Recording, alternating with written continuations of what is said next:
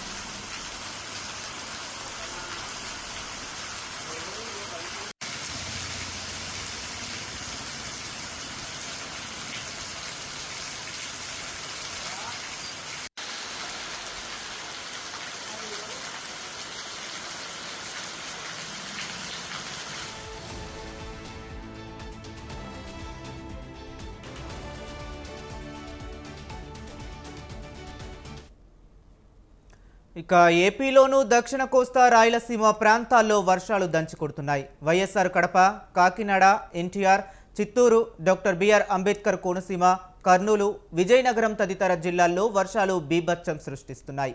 అత్యధికంగా సాయంత్రం 6 గంటల వరకు వైఎస్ఆర్ కడప జిల్లా దిగువ కల్వట్లలో 16.6 సెంటీమీటర్ల వర్షపాతం నమోదైంది.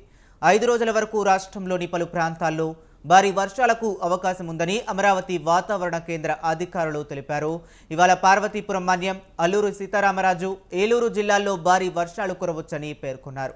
అలాగే వాయువ్య, పశ్చిమ మధ్య బంగాళాఖాతంలో అల్పపీడనం ఏర్పడుతుందని ఐఎండీ అంచనా వేసింది. ఇక ఇదే అంశం గురించి మరింత సమాచారాన్ని మా కరెస్పాండెంట్ ఆర్కే సూర్య అనంతపురం నుంచి అందిస్తారు. సూర్య, చెప్పండి.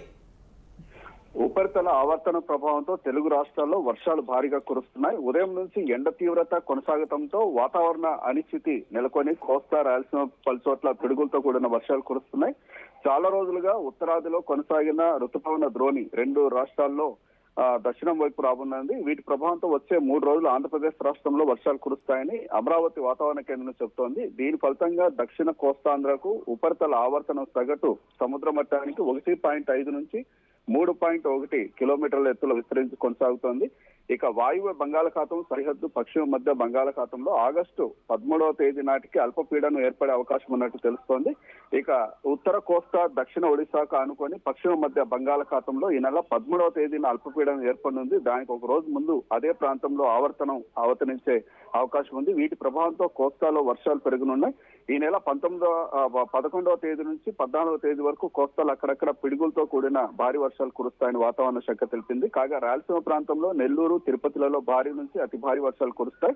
మిగతా చోట్ల ఒక మోస్తారు వర్షాలు కురుస్తాయి. ఆదివారం రాయలసీమలో అనేక చోట్ల, కోస్తాలో పలు చోట్ల వర్షాలు కురుస్తాయని వాతావరణ శాఖ తెలిపింది. ఇక అనంతపురం జిల్లాలో ప్రవహించే పెన్నా నది, శ్రీ సత్యసాయి జిల్లాలో ప్రవహించే చిత్రావతి నదికి వర్షం నీటితో కలకల్లాడుతోంది. ఇక నిన్న కురిసిన వర్షానికి ఉమ్మడి జిల్లాలో పలు చోట్ల లోతట్టు ప్రాంతాలు జలమయమయ్యాయి.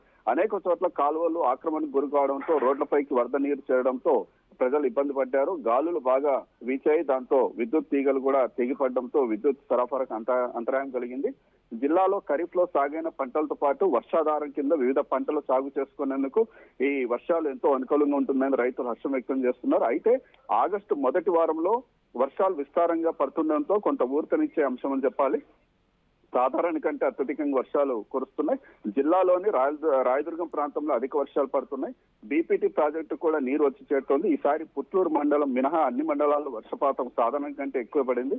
ఉమ్మడి అనంతపురం జిల్లాలో ఉన్న అన్ని చెరువులు, కుంటల్లో నీరు చేరుతోంది. ఇక హాంద్రీనివా, తుంగభద్ర ఎగువ ప్రధాన కాలువల ద్వారా కూడా జిల్లాకు నీరు వచ్చింది. అయితే సాగునీటి వినియోగంపై ప్రభుత్వం దృష్టి సారించలేదని చెప్పొచ్చు.